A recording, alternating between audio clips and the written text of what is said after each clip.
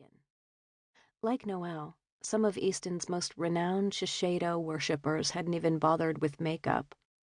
They perched on sofas and settees, dabbing at their eyes with handkerchiefs, consoling one another. The guys, meanwhile, stood around with their hands in their pockets, looking skittish, as if their confidence had been somehow shaken.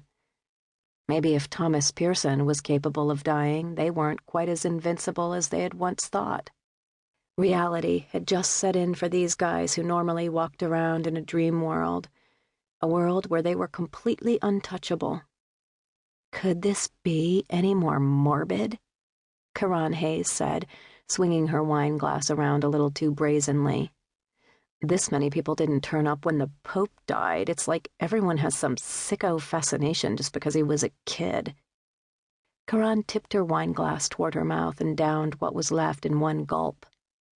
An actual billboard model, she was the most beautiful person I had ever met in real life, and after knowing her for a month, I was starting to feel like she might also be the one most likely to end up in rehab.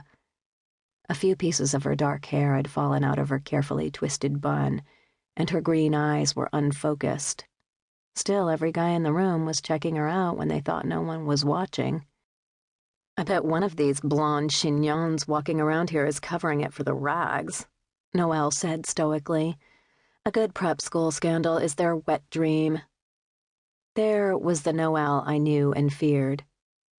"Noelle!" Arianna scolded, her blue eyes piercing. Her own blonde hair was also back in a loose chignon.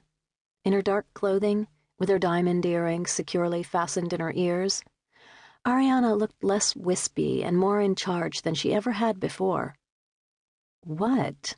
No one heard me," Noelle said, smoothing her long dark hair behind one shoulder. "And I'll bet you my entire trust fund I'm right. Just wait. The Thomas Pearson tragedy will have a 4-page spread in Hampton's magazine next month."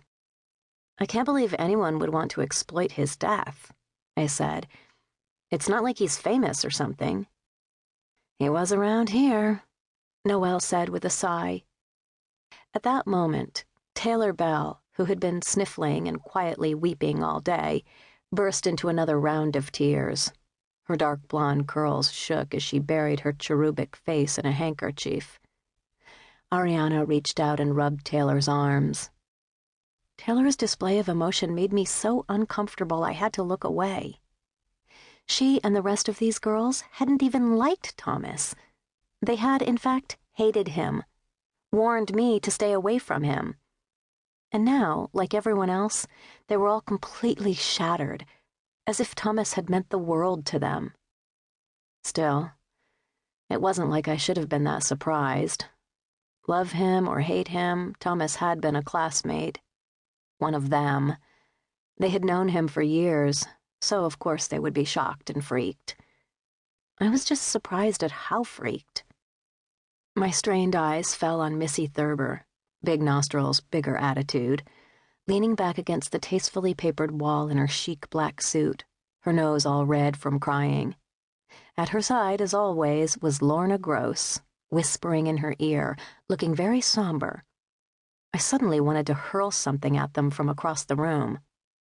Where the hell did they get off pretending to mourn? Neither of them had ever spoken to Thomas in their lives. Between them and Taylor and Kiran's continued rantings, I was beginning to feel a bit claustrophobic. Then I saw Constance Talbot, my former roommate, making her way across the room toward me. The last time I had seen Constance, she had told me off with tears in her eyes for dating the guy of her dreams, Walt Whitaker. Walt Whitaker, who was here somewhere, chatting up a few members of the older generation, as usual. Whit and I were definitely no longer an item, not that we'd ever really been one, but I had no idea whether or not Constance knew this or not. I stood up straight as she stepped up to me, my whole body tense. Constance met my gaze, then threw her arms around me. "Reed, I am so sorry," she said over my shoulder. I was so surprised it took me a moment to respond. But then I hugged her back. Hard. In a million years, I never would have been able to predict